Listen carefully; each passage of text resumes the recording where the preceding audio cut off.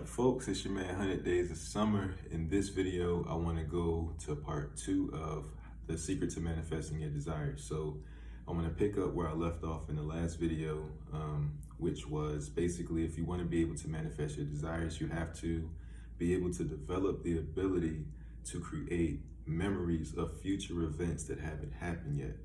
All right, so in the last video, I went over a long explanation of basically how to place yourself back into the garden state or becoming paradise on earth, where life is like a garden and where you plant things, that's where they grow, and what you plant is what grows. Now that's a process. Not everybody is going to go through that process. When Jesus would come to people, he would ask them what they want, and if they wanted healing, that's what he would do. But when it came to the lepers, the 10 lepers, 9 of them were healed and 1 turned back and said thank you, and he said that one became whole. If you get back to that place, then you live in the garden. What I'm about to teach you is the principles that work for anyone. All right, so if you don't want to go through that process, this will still work for you. Part 1 is about that process, and I'll go more into that in future videos. All right, so to create a memory of a future event, a memory is formed whenever you have a feeling. Feelings tell you what you're experiencing energetically as far as emotions. Emotions are energetic. There's only 2 emotions, negative and positive. Attraction and repulsion, that's it. And then there's feelings along the degrees of attraction and repulsion. That's your feelings let you know what's happening on an energetic level. When you have an experience, the end result of that experience is a feeling. A feeling means that there was a memory formed.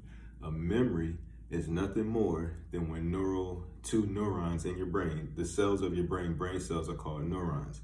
When 2 neurons fire, basically when you have a thought and 2 neurons fire, they touch like this. So when you learn how to play the piano, when you're learning the formations of your fingers and what keys you're supposed to hit in what order, at what sequence, at what timing, and all that type of stuff, you're forming neurons. There's connections that are happening every time you do that. You get it wrong because the neurons aren't strong.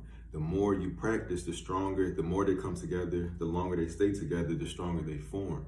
When you learn how to play the song, you've developed an ability, a skill, or a memory. All right, so you can do that just by imagining yourself playing. Gymnastics, people who do gymnastics do this, or Olympians do this, professional athletes do this. They imagine themselves doing the thing. If they're doing it wrong, they imagine themselves practicing it perfectly in their mind. While they're doing that, they're firing neurons. Those neurons are firing together, and they're creating an ability, a habit, a skill, a memory, a network of neurons, a neural network. All right, so you can do that with human beings, probably with other animals as well, but with human beings, we have a large frontal lobe, which allows us to use our imagination to have experiences that are even more real than reality. So you can remember being in a daydream and then someone having to snap you out of it. Your eyes are open, but you're not seeing what's out here. You're seeing what's in here. That's when your imagination has taken over, and that has become what's more real than what's out here. You only have 2,000 bits of data that can be processed by your conscious mind. So whatever your conscious mind is focused on, that is reality. Not what's going on. Whatever your conscious mind is focused on and how it's interpreting a situation, that is what is reality. So what that means is you can make imagination more real than reality. I talked about this in the video about how Hollywood uses our imagination. When you're watching TV and you begin to become afraid when the music is playing and you know it's about to be a jump scare, you know that's about to happen, and you build up that anticipation. Your body thinks you're going through that experience, even though it's not. It's going through it virtually because it's hijacked your imagination. Virtually in your imagination, you're going through that same experience as the person on TV. You can do that consciously, intentionally, and on purpose.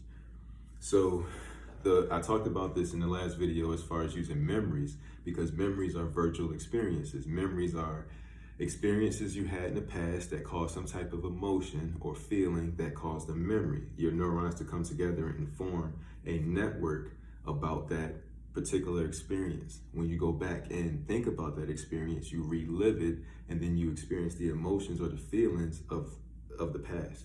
You can do that of the future. In order to do that, you have to use your imagination to, you have to Make connection with your subconscious mind by asking it a question, and then it will feed you back a feeling. The way the subconscious mind talks is in feelings and pictures. So that's why affirmations don't work to manifest future when it comes to your subconscious, because it doesn't hear in words. Your conscious mind does. Your conscious mind only controls 5% of what you do on a daily basis. 95% comes from the habits, skills, and programs that the memories that you've installed into yourself. All right, so in order to communicate with the subconscious mind, you have to know how to speak in picture and feeling. That's what you do when you're remembering something. That's what you do when you're worrying about the future. You're speaking in thoughts or in pictures and in feelings, and the subconscious mind is receiving that. And then it will go to work to try to give you more of what it thinks you just asked for. So when you're projecting let's say you just lost your job, what do you begin to project? I'm not going to be able to pay a bill, my kid's future, my rent, my car note, my livelihood. I'm embarrassed. I have to tell my friends, my family. As you're experiencing those mentally, those mental images and pictures, what feelings come over you? That is how you create the future. That is the same thing as having one of those maps on the wall and taking a red pen and sticking it here, and then taking a little bit of yarn and sticking it, attaching to another pen and sticking it to the other part of where you want to go. So you start off at A, and Z is where you want to go. What you're just doing is creating the mental version of Z by going through these mental images and then having that feeling that comes with it. You're telling your subconscious mind that's what you want in the future. So what is the future you want? You want to be wealthy, you want to be happy, you want to be healthy, you want to be fit, whatever it might be. You want to be in a romantic relationship, whatever it might be. What is the future that you want to exist? What would it look like? You would have to imagine what it would look like. What would those experiences be if you were that person? If you had the money you wanted to have, if you were in the shape you wanted to be at, if you had the health that you wanted to have, if you had the job you wanted to, whatever it might be, what would you be doing on a day-to-day basis if you had that job?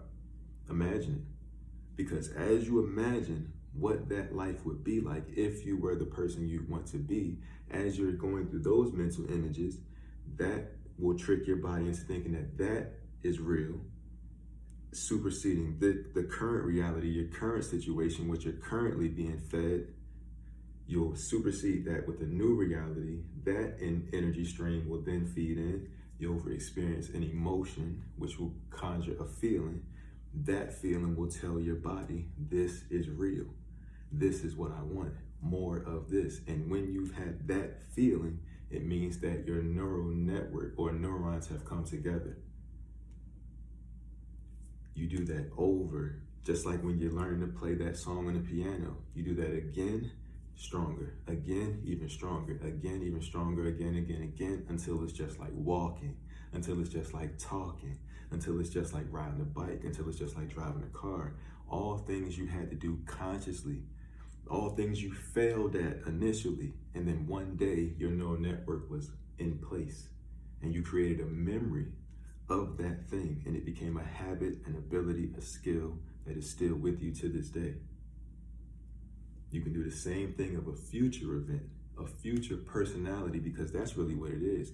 You, your life, your circumstances are nothing more than the sum of your habits, your rituals, your daily routines, the things that who you are.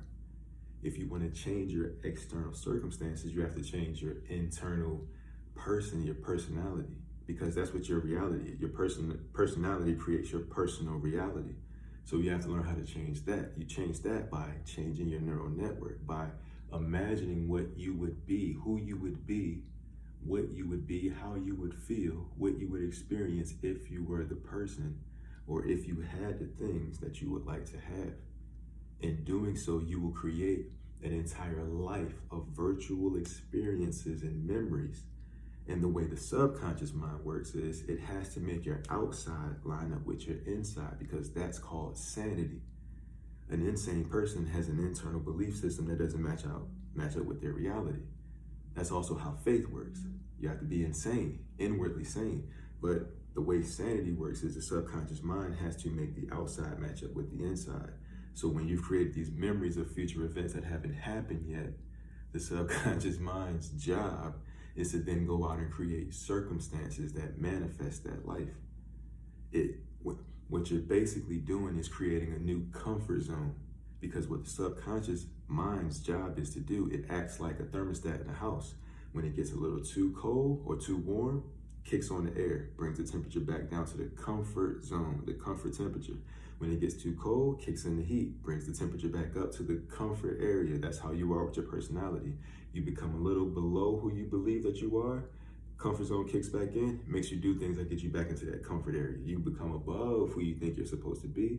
Comfort zone kicks back in, sabotages you, brings you back down into this area of your comfort. You have to create a new personality or a new comfort zone. And the way you do that is by having virtual experiences outside of your current comfort zone, until those create a new network or a new personality, a new habitual self in the brain, a new chemical continuity, and then you no longer feel comfortable in your circumstances, and then the subconscious mind kicks in just like that thermostat and elevates you to your level. It works very effortlessly when you understand how you work. That's why Jesus found it so important to tell people about or his disciples, the mysteries of the kingdom. The kingdom is within you. Seek ye first the kingdom, but remember the kingdom is within you. For now we see in a mirror, in an enigma, but then face to face. All right, so we can talk about this more in the comments. As always, if you have any questions, concerns, disagreements, whatever, and when I have time, I will definitely get to them. Thank y'all for watching. As always, I appreciate your time and attention. I'll see you in the next one. Peace.